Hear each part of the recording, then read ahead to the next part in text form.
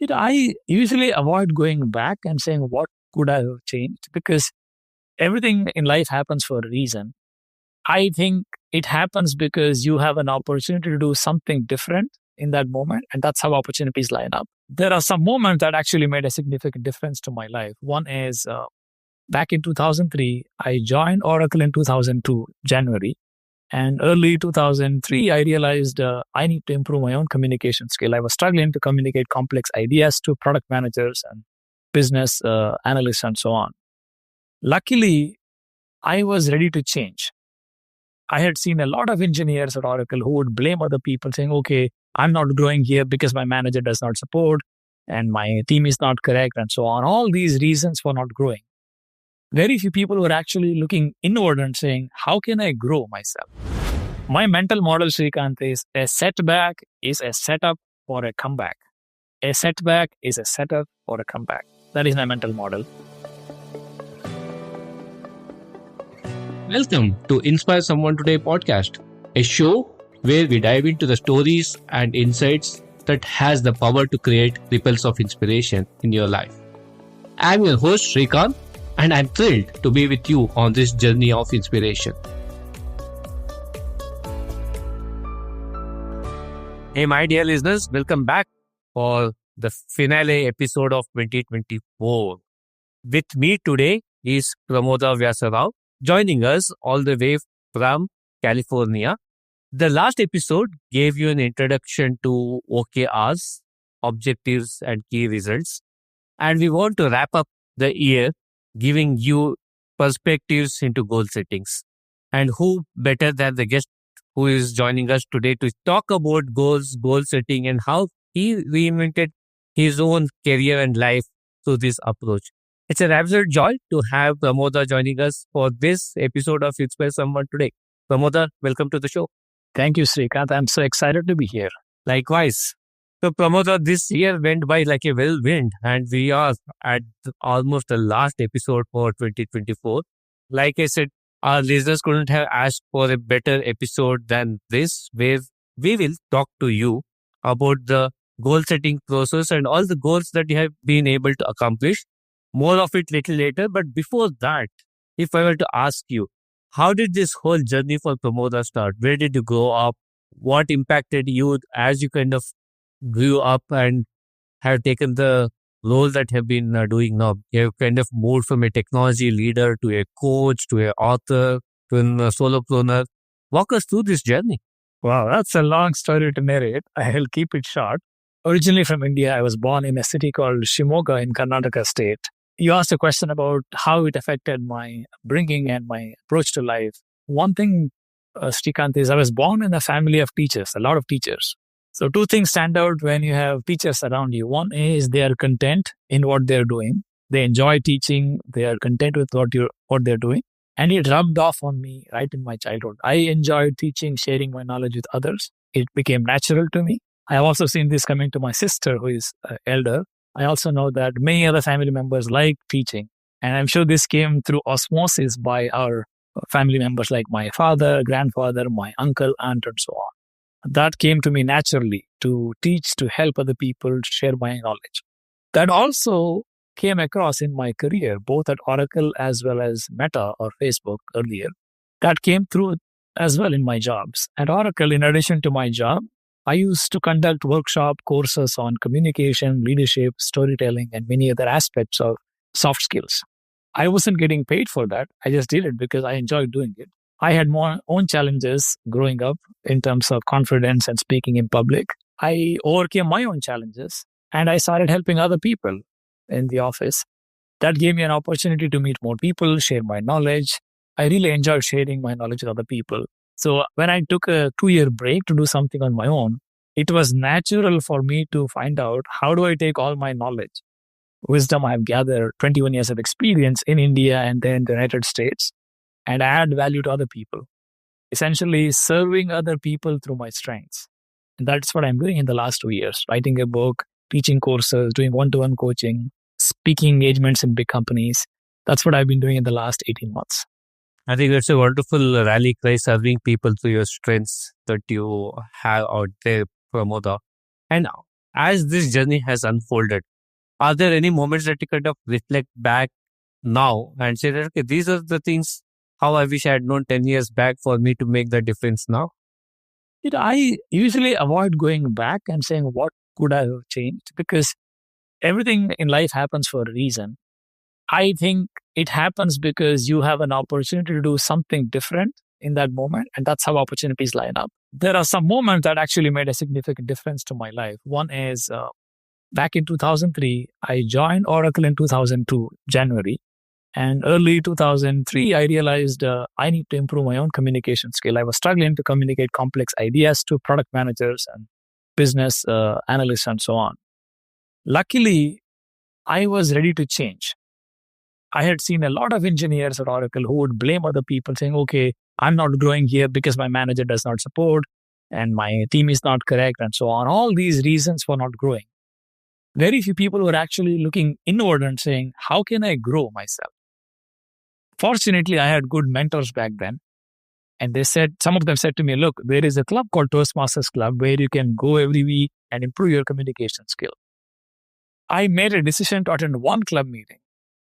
Initially, I was reluctant. Finally, I said, okay, I'll attend one club meeting and figure out, is this something for me? I went there. I saw other people speak that day. Some of them were great speakers, articulate, really nice stories as speeches. Some were beginners who were struggling, who were doing a lot of mistakes in their speech. I liked both of them. I liked the experts who enjoyed. I liked the novices who struggled, because I related with both. I wanted to be an expert and I was a novice. I saw the bridge from a novice to an expert through that club membership. On the same day, I became a member. I think it was October 2003, 21 years ago. From 2003 to 2006, I went to every club meeting. Every Thursday, 2:30 in the afternoon to 4 o'clock, I was there, writing speeches, delivering speeches, taking feedback, delivering feedback, taking meeting roles, taking officer roles in the club. Those 3 years were like my 3-year MBA. I know 2-year MBA, but 3-year MBA for me. I had all these engineering skills, software engineering, technology skills, but I really got good at working with people, listening to people, asking questions, communicating, knowing their style of communication, giving feedback to people in the way they can receive it. All these skills without becoming a manager, without becoming a leader in the organization. I learned all these skills, practical skills, by doing them. That was a significant change in my career. I don't think I would have achieved anything in my career.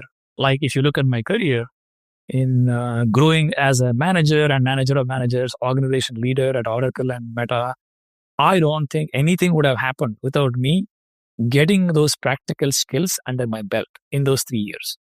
So that is the moment of my career that made a significant difference. So that's definitely a pivotal moment, as you say, and I can definitely see how well you're articulating by the usage of your gestures and hand movements. I would say thanks to Toastmasters on that. So with that is also the journey of your own reinvention, right? Reinvention doesn't happen one fine day that you wake up in the morning and say that, okay, this is the day, this is the hour that I will go on a reinvention journey. But reinvention is a lifelong process. And if we were to call the Toastmasters journey as one reinvention, you had one more recent reinvention of yourself, which is turning out to be an author. And you authored this wonderful book called as Beyond the Limits. Tell us a bit more about it. What inspired you to write this book? What made you to kind of go down this path of what you are doing now, from being a very successful technology leader, having a great career in the professional world, but making this shift into being an author, coach, and likewise? Between 2001 and 2003, in these 2 years, I lost my father at age 22 and my grandfather at age 24. These two deaths in the family had a significant impact on me. I almost asked questions like, what is the meaning to life? We work so hard, we make so much money, we go behind success. Is this all to life? Is there something beyond all these things? Material pleasures and enjoying. Like, what is the meaning of life? I had a good job, busy job, nice title, nice salary, a great company back then. Back then in 2002, Oracle and Microsoft, if you had a job here, you were all set. Back in the software industry, you're like a limelight. You're like a guiding light to other people. Like, okay, this is what the success looks like. But I wasn't happy. I wasn't happy despite this wonderful job and title. and money. I went to a training back then on time management. During the training, I was introduced to a person named John Goddard. John Goddard lived in California. At age 14, he had listed about 127 goals for himself. Goals like climbing Mount Everest, climbing Mount Kilimanjaro, crossing the Nile River on a kayak, all these adventurous goals, learning so many languages and so on. I was sitting there in the training program, listening to this story and watching his video, 5 minutes video. I said, wow. In the last 2 years, between 2001 and 3, I kept asking, what's the meaning to life? The insight that day was, I cannot ask this question to life because my life is asking that question to me. I am the one answering the question, not asking the question. I can answer the question only through my activities, through my goals, through my choices as I live on this planet. That was a moment of insight for me in 2003, October. I said, wow, this is great. I need to go home and write my own list of goals. I listed about 5 goals in the beginning. This was in 2003. I was overweight. I wanted to lose some weight. I was 92 kilos back then. I said, okay, I'll lose some weight. I wanted to lose about 15 kilos, 30 pounds back then. Then the second goal was I was afraid of public speaking. I said, okay, I will improve my public speaking skills. And now you can connect the dots. Why did I join Toastmasters?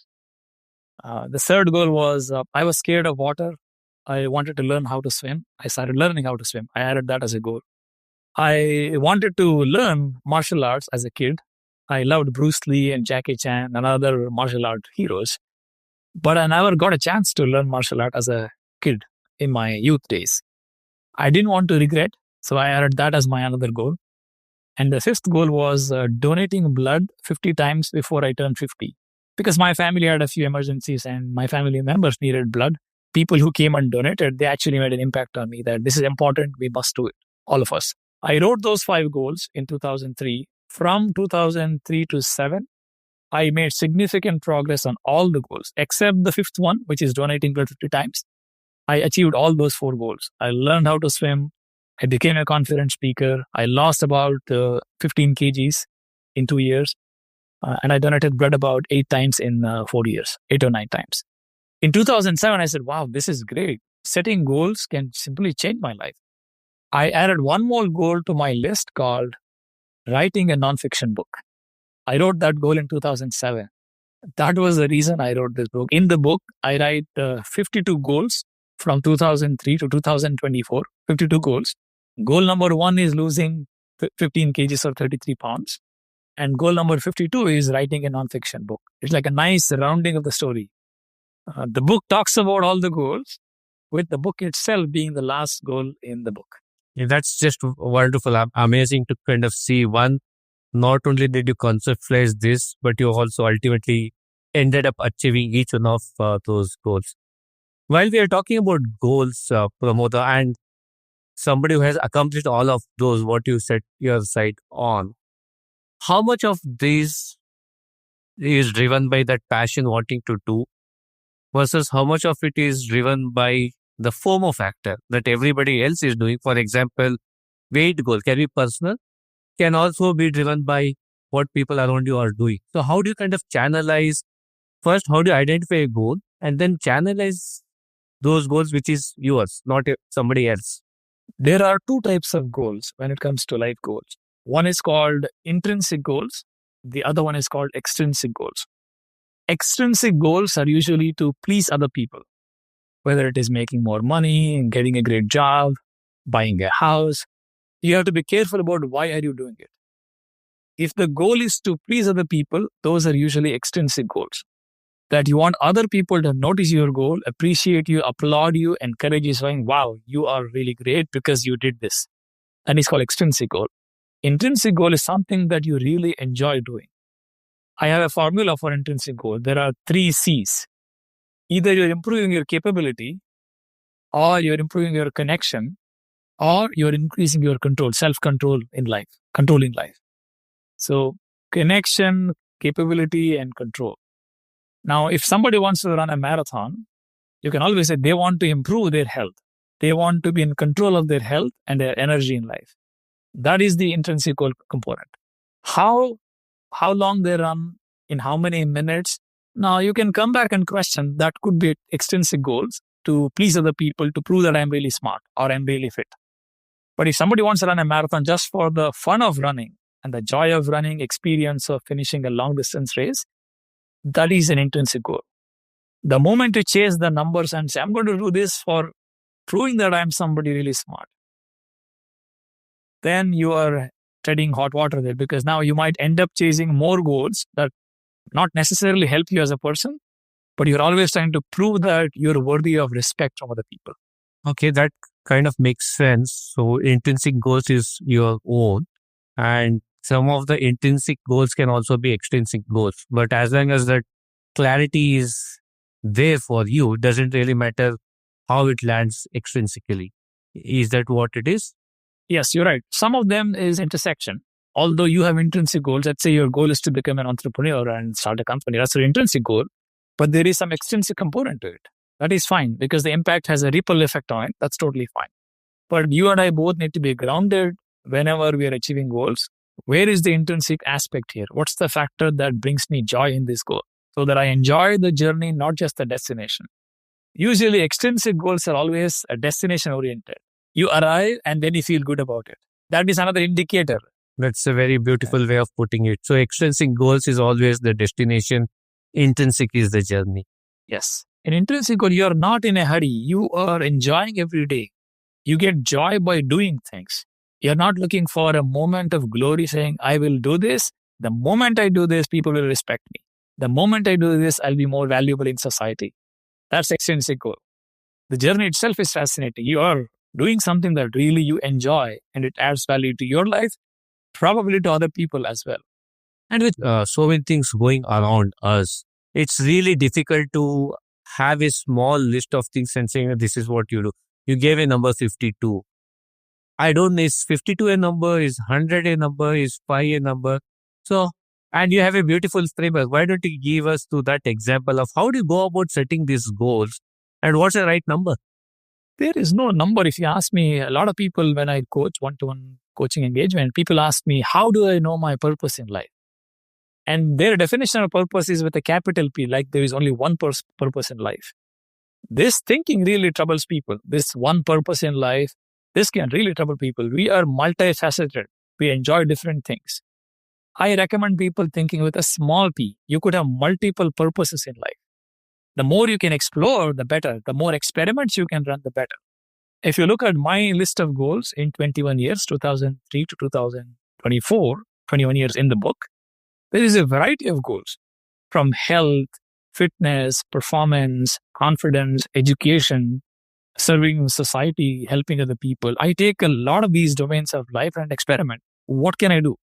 What can be my purpose to serve here or become more valuable, gain more skills, connect with more people? Now, those are the ways I go about finding these goals. So absolute number doesn't matter. Just for context, I started with 64 goals in the book, like 64 boxes on a chessboard was my idea. I have more than 90 on my list, but I thought of 64 to write. Then I realized, now 64 is too many for a book. We thought of 42, which is 42 kilometers in a full marathon. Finally, my coach and I, Eric Maisel is my coach, we ended up with 52 because there are 52 weeks in 1 year. So the idea was if people can read about one goal each week, the book can be read in 1 year. That was the idea behind the 52 number. But I do have a process, as I said, which is a 7-step process. I will quickly go through those 7 steps and then we can dig deep into any of those that you like. Step number 1 is begin with the end in mind. Step number 2 is become accountable. Number 3 is define milestones. Number 4, take one day at a time. Number 5, bounce back after a setback. Number 6, quit strategically. Number 7, enjoy the journey. These are 7 steps. You can also think of this as 7 levers, 7 buttons you have in your remote control of goals. And you choose what you want. Some people are good at some things. Some people are not good at some things. Think of these as 7 levers to play with in your goal setting framework. That sounds interesting, the 7-step process. And let's take an example. If you were to take an example, if you can walk me through this 7-step process for that example. Say, for example, running a marathon is a goal for me. So how does that break up into the 7-step process? If you are running a marathon, so let's start with begin with the end in mind, where you can ask questions like, why do you want to run a marathon? You start there and say, why? Why behind your marathon? Is this for fitness, performance, proving to other people, or excitement because you're in mid 40s? I call it as the naughty 40s, where you realize you need some more juice in life. You're looking for adventure. So start with your why. Why do you want to run this? Get clarity on why. And clarity, especially on is this intrinsic goal or extrinsic or a combination. You have to figure that out. Okay. Once you do it, what does it look like? What does the end look like? You can say, I want to run a marathon in 5 hours, or I am okay with 6 hours. I will walk some distance. I will run some distance. I just want to finish a marathon. That's what clarity means.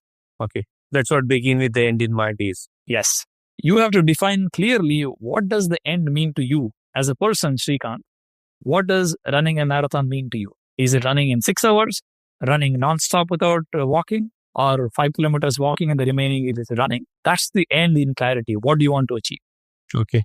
So say we pick that goal, want to run a marathon, want to finish the marathon, run or walk, doesn't really matter, want to complete a full marathon. So then do we go to step 2, which is become accountable? Yes. The analogy I shared, Srikanth, is there's a trivia I learned some time back. If you look at spiders, they have 2 types of webs. One is called soft web. The other one is called sticky web. Now, the soft webs are meant for the spider itself. So the spider is not caught in its own web. Whereas the sticky web is for insects to get caught so that the spider can eat that insect. If you look at our life, we have goals and we have both soft webs and sticky webs for our goals. When we don't tell anybody about our goal, when we are not accountable, we are treading on soft web. Nobody knows my goal. Even if I fail, even if I don't achieve, nobody knows, so I'm not accountable. But when you work with a coach or a mentor or a partner or a peer who is doing the same thing or a community who is doing running every weekend, then you are walking on sticky web. Your goals will stick. You will achieve the goal. This is the analogy I bring in my teaching and coaching to ensure people understand your intentions in the mind are not enough. What matters is the action towards that intention. It's the direction that matters, not the intention. It's the direction, not the intention. Very well put. So that's the step 2. Make your intentions loud and clear. Make the world know about your intentions. And now it's kind of making it clear. Then define milestones. Exactly. Okay. Exactly. Now define a milestone and say, okay, what would you do? Because a full marathon is 26 miles or 42 kilometers. Now that is a long distance to run or walk if you have never done this so far. So you break the milestones. Let's look at your fitness level right now. Have you ever run 5 kilometers race? Yes. We start there. If you have, okay, what's the timing? How do you feel? Did you feel pain in your body? And so on. Let's say you work with a coach. In step number 2, you hire a coach, a marathon coach. You define milestones. Working with an expert coach, you define milestones. Milestones are also very important. You get clarity on what am I doing in each milestone. If you have read the book 4 Disciplines of Execution by Jim Hewling, it's a powerful concept. You have a wildly important goal. I know the previous topic was OKRs, and anybody who is listened to that one and listen to this one, read the book 4 Disciplines of Execution. You have a wildly important goal. You have a lead metric and a lag metric.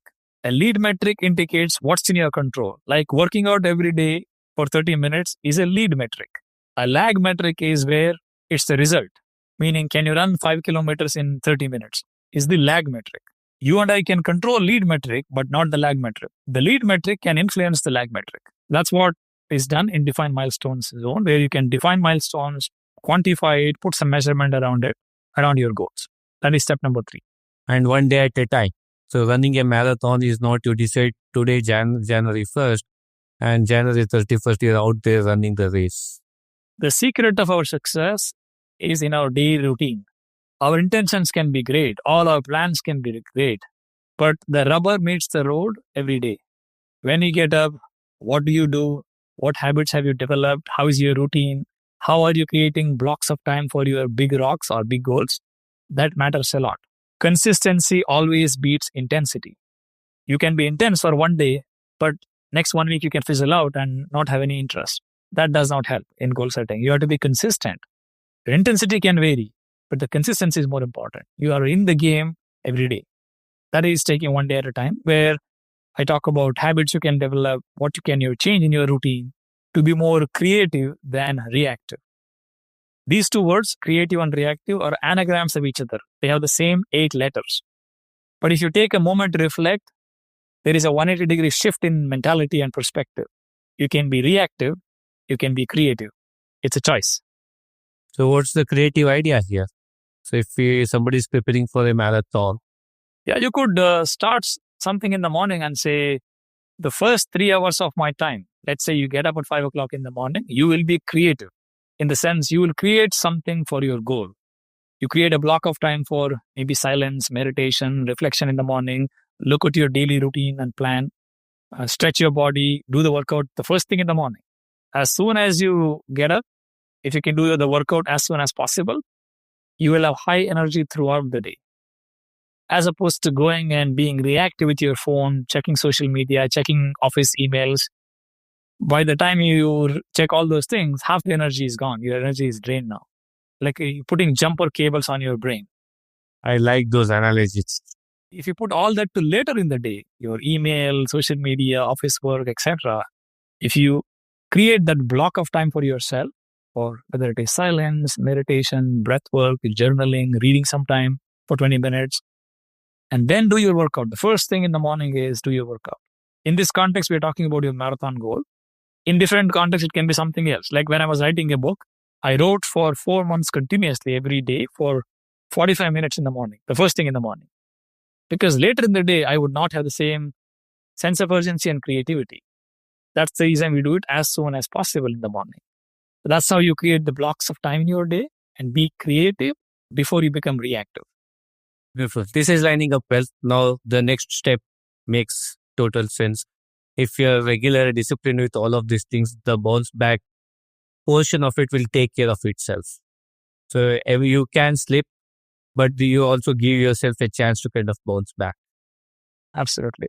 One idea I have there is, a lot of people, when they work on goals, they want to create these streaks inspired by Jerry Seinfeld, who's a comedian. They want to create these streaks, which means never quit a single day. Sometimes it's not realistic because you're traveling. Let's say you have a high pressure job, high demanding job. You keep traveling a lot. Some days you may not be able to do it. So instead, I have a different recommendation to my clients is don't miss the second day. You can miss one day, but don't miss the second day. If you simply go with that mentality, half the pressure is released. You at least can miss one day once in a while because of health or some other reason, but you don't miss the second day.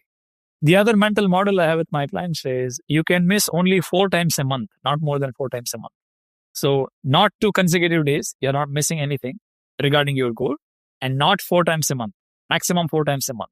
This gives you some flexibility when you're traveling or not well to bounce back easily. Otherwise, you start judging yourself for not keeping the streak. Once you go in the cycle of judgment, it's a vicious cycle. It spirals you down. So this is one idea I recommend the audience to consider. Have a streak, but be flexible. So don't miss a second day and don't miss 4 days in a month. Don't miss 4 days in a month. The next one is very interesting. Quit strategically. Why is it important? I have learned something, Shrikant. There are some goals not worth pursuing. You start the goal, you have milestones, you become accountable, you start pursuing that goal. You realize it takes too much of your real estate space, whether it is in the mind, in your life. It may not be the right age. It may not be the right time. You realize that this is not a goal for me. A lot of people don't want to quit because they think quitting is bad. I wanted to highlight the fact that there are 2 types of quitting. One is called as serial quitting. In other words, in Sanskrit, there is a word called aramba shura. You start something with a hero's attitude, with a trumpet and a fanfare, and within 4 or 5 days, you quit that and start something else, a new shiny object. This is the mentality of aramba shura. They start something and they quit easily. A lot of us develop this in our childhood, by the way. A lot of us, the moment there is something difficult, we quit. I'm not talking about that. Strategic quitting is something you have a strategy, you have a reason to quit because you've done all the thinking. You have worked with your family, your peers, your mentors, your coaches to realize that you have discussed and say, this is not the right time or not the right goal. To give you a concrete example, When I finished my second marathon, I finished it under 4 hours. That is a big win for a runner to finish running 26 miles or 42 kilometers in under 4 hours. It's a huge achievement for any recreational runner. The moment I achieved that goal, the next thought that came to my mind was, I should run a Boston Marathon. Now, Boston Marathon is not for everybody. It is a holy grail for runners. You need to qualify for that race. For my age, back then, I'm talking about 2019, I was 40. Now, for my age, I need to run a full marathon in 3 hours, 15 minutes or less. And my current timing at that time was 3:59, 3 hours, 59 minutes. So I need to shave 34 minutes to run the same distance. Just imagine, 34 minutes I have to shave. Roughly, I have to shave 1 minute per kilometer. That is not easy. That's not easy. Looking at my other priorities, my job, my family, other ideas I have, other goals I'm pursuing, it did not make sense to pursue that goal. I actually wanted to register. I worked with my coach. He gave some ideas. He said, it is possible, but it requires a lot of time dedication. I was almost ready to register, but I spoke to my family. I spoke to my coach. I decided this is not the right time for me. I'll come back later. Because there is a joke in running community. You can run faster or you can age faster. Because when you age, the time restriction changes. You get more time to finish the same distance at Boston race. So I took a break. I said, I might come back to this later. Again, I said, I might come back. I'm not saying I will come back. But I've got other priorities right now. And I don't think that was my original goal. This becomes an extrinsic goal to prove to the world that I'm a Boston marathoner. Now, I might have the intrinsic goal to become really good in running and do that once because it's a holy grail for every runner. That is my reason to do it right now. But back then, it may not be. I was thinking, how do I show that I'm still energetic? I can run. So I decided to quit strategically and said, I will not pursue that goal right now. I might come back later in the future. And if you were to wrap this particular segment up, how did you celebrate you becoming an author? That's the step number 7 of your goal process aspect. I enjoyed the journey, first of all. That's step number 7. I enjoyed the journey every day, writing, collecting thoughts, designing the book cover, finding title. My family had a good time as well. I have a 13-year-old son. My wife, we really enjoyed the time together. While writing the book, everything was a celebration for us. How do we design the book cover? What's the subtitle here? What can be on the back cover and so on? How to structure chapters? How do I bring family photographs? I don't know if you have read the book yet. The book has about 15 photographs of my family, different goals, how my family came to help me. My mother's photograph is there, my wife and my son. There are some good photographs in the book which talk about everything can be a family celebration. You can enjoy the journey of your goals. After publishing, I was in India for a family event. We had a big celebration. About 25 people from the family came. We had a nice lunch together. And all the folks who came to this lunch had read the book. That's unique about this party. Everybody had read the book. They did this interview with the author called fireside chat with authors. So they had an author with them. It was a great moment of celebration together. I really felt the effort was worth it just for that experience of 25 people reading my book, knowing the details of my life, getting inspiration from what I did, and setting goals for themselves. Everybody after lunch, they shared one goal they would pursue in the next 12 months. How nice. Wonderful. Pramoda, I think through this conversation, I am sure we have given all of our listeners a framework that they can pursue with the new year around the corner. I'm sure they will use the rest of their time to reflect on their intrinsic, extrinsic goals. And they have a framework to adapt the 7-step process to get to that goal that they're looking forward to. So thank you so much for sharing that. So if you're ready, we'll get into the power of 3 round. I will do my best. Let's go. So if Pramoda were to give 3 pieces of advice to his future self, what would the 3 pieces of advice be? Number 1, act now. Number 2, enjoy the journey. Number 3, invest your time in high leverage activities. Okay. Would you want to expand on the third bit of it? That's intriguing. What is high leverage activities? If you look at my business, I'm in the business of teaching, coaching, and writing. We can get sidetracked with so many things in this business of teaching, coaching, and writing. But not every activity is high leverage. For example, attending this podcast is high leverage. because through this, I might reach a few thousand people. This is what I see high leverage activities. So I might have so many things to do as a business owner, as an entrepreneur, a solopreneur, through teaching, coaching, and writing. I need to be strategic and choose high leverage activities for investing my time. You mentioned about experiments, and I would love to get your insights on 3 micro experiments that you would recommend that one can have to develop a growth mindset. One idea I have for you that I did for a long time is learn a new word every day. This is a mentality that comes to you that you're always learning and growing. In fact, I had an app called vocabulary.com. I still have it. I simply learn one word every day that helps you become more articulate, more communicative, connect more with people, learn more about other cultures through words. That's one. Second idea I have is use this word yet to demonstrate your growth mindset. For example, you could say, I don't know it yet. I am not good at it yet. I have not done this yet. This simple 3-letter word yet is a powerful reminder that you have a growth mindset. You don't know it yet, which also means you could learn it if you had enough time. That is second thing. Third one is make it a habit to say, I don't know. You can also add yet if you like from the second tip, but say, I don't know, because a lot of us have this fear of saying, I don't know. I come from technology world, engineers, managers, product managers, data scientists. Everybody is trying to show that I'm really smart. I know everything. This has happened in India. This I see in the US. I have had teams in UK and Canada. People don't say, I don't know. In fact, the moment you say, I don't know, I need some help here or give me some ideas, it builds relationships. It builds trust. But we are wired, we are taught to do the opposite. Never say, I don't know. Don't be vulnerable. Don't show that you don't know it yet. It shows your weakness. In my view, vulnerability is a strength. You can only say, I don't know if you are secure. If you are a person of security and integrity, then only you can say, I don't know. That's a very powerful statement there. On similar lines, if we were to give 3 book or podcast recommendations around the area of personal growth or goal setting, what would those 3 books be? 3 books. Generally, this question comes to me a lot of times. So my usual answer is, see, there is no single book that can impact people's lives.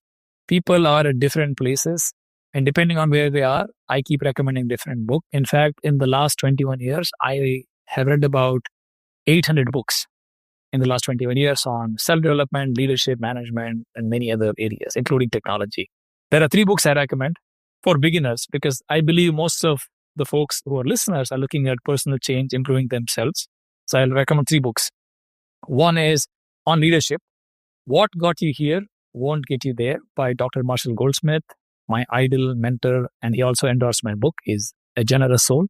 That's the number 1 book I recommend for leadership. Everybody needs to show up as leaders at home, at work, in society. That's a great book for you. Second book is by Dr. Sri Kumar Rao called Are You Ready to Succeed?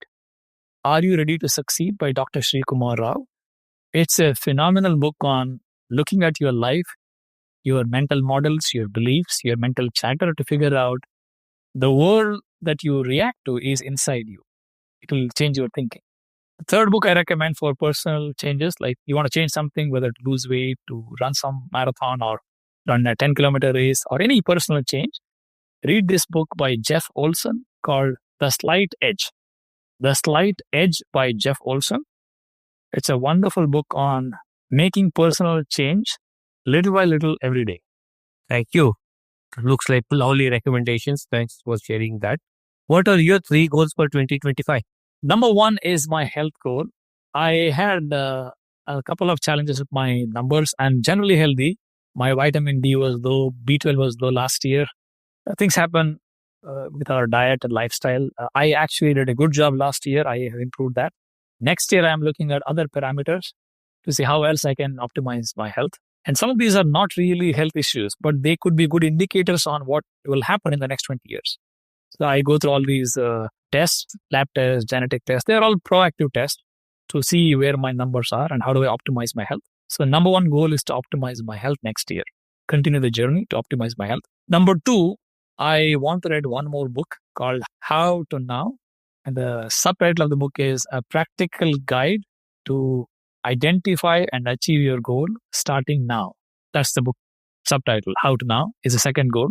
And the third goal is I want to launch a couple of more digital courses next year on coaching. Especially my favorite one is managers as coaches. I want to create a module where managers can learn coaching skills quickly and start asking the right questions in meetings to help people think better. So those three are my immediate goals for the next year. Super. Pramoda, we spoke a lot about goals, the accomplishment of that, and the successes related to that.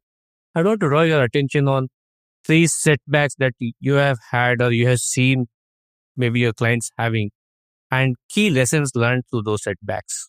Yeah, I will stick to one setback and I will take my own example because I like giving personal examples than giving other people's example.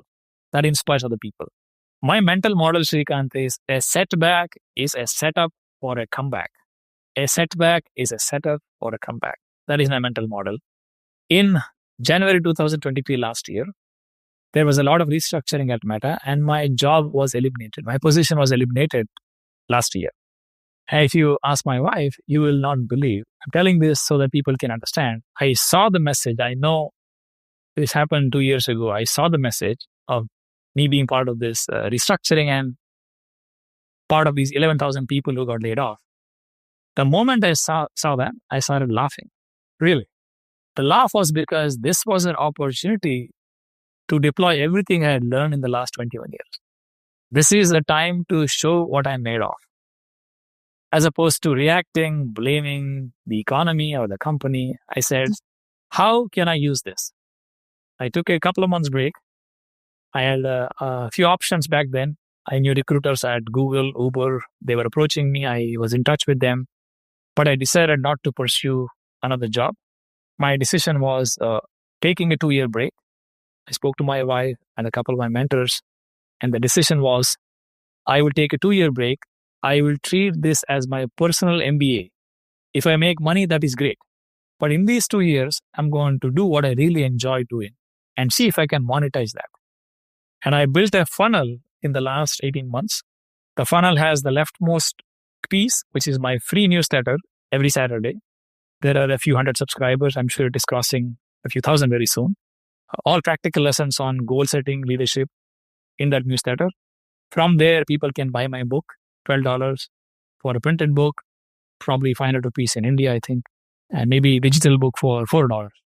From there, the third step is digital courses. They can buy my digital courses. I've got 3 of them. 4th one is coming soon.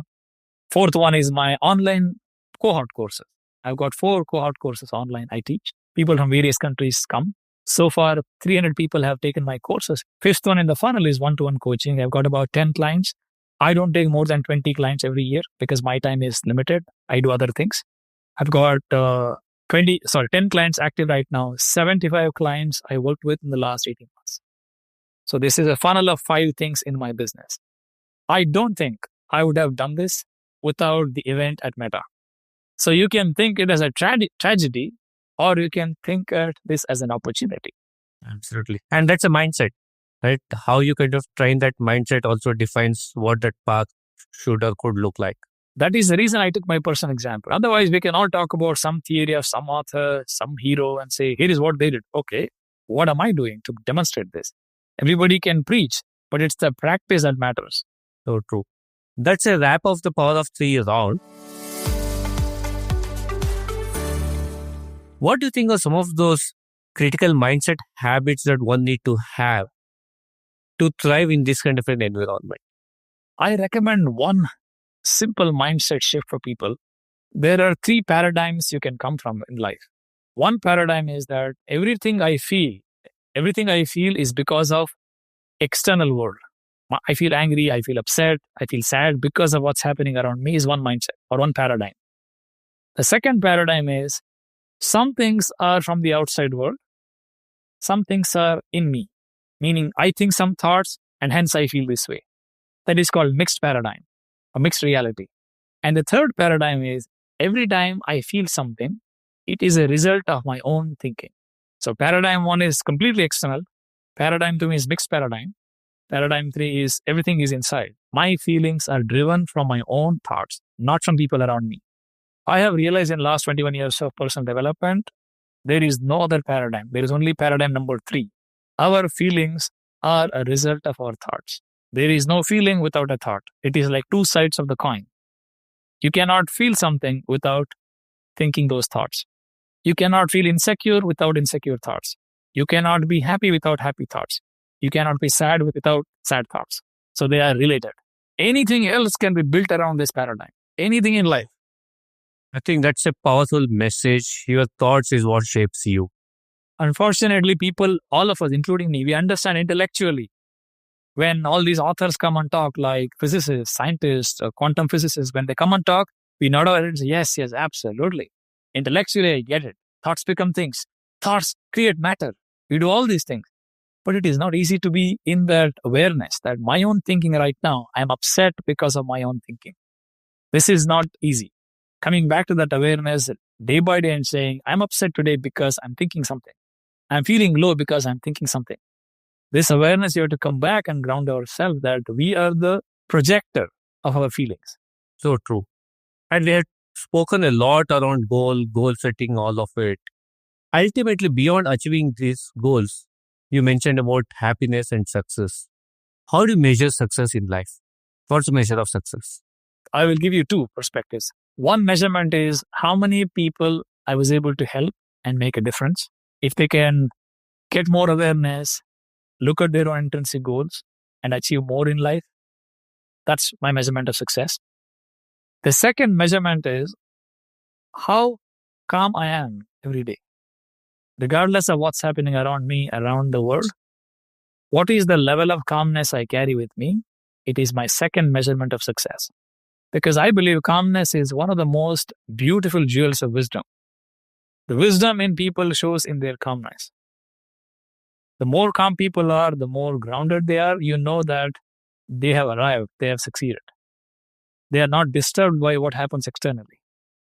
In terms of J. Krishnamurti, he said, do you want to know the secret of my success or happiness? And the answer was, I don't mind what happens. Mm-hmm. I don't mind what happens is the secret of my happiness. So is that what the secret of happiness of Pramoda as well, after accomplishing everything that you have?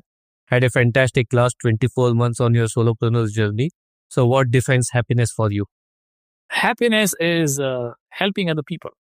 Happiness we cannot pursue. Happiness ensues. In pursuit of your own goals, helping other people, making a difference, happiness is a byproduct. We don't chase it. It comes toward the end. It's not something you go behind. It's your journey itself makes you happy. You are doing something worthwhile, adding value to people, living your values every day, and staying in calmness. Happiness is right there. It is not when and where. It is here and now. It's here and now. And Pramoda, this has been one heck of an inspiring conversation and couldn't have asked for a better time than now, here and now. As our listeners wrap up the year, start preparing for 2025, we wish them lot of success, lot of happiness, and thank you so much for sharing your thought, giving us that beautiful framework. This show is all about creating ripples of inspiration. Before we sign off, what's your Inspire Someone Today message for all of our listeners? Find your intrinsic goals. Go after those goals because nobody is chasing you to achieve those goals. Because they're intrinsic, you need to nurture that baby and help it grow in this planet. So find your intrinsic goals and go behind them. Nurture the baby called as intrinsic goals. Go find your happiness by achieving these goals. Wishing each one of you a fantastic 2025, my dear listeners. And Pramoda, thank you so much for taking time and sharing all of your thoughts with me and my listeners. Thank you for the invitation. I really enjoyed the conversation. Thank you for joining us on this episode of Inspire Someone Today. This is Srikanth, your host, signing off. Until next time, continue to carry the ripples of inspiration. Stay inspired, keep spreading the light.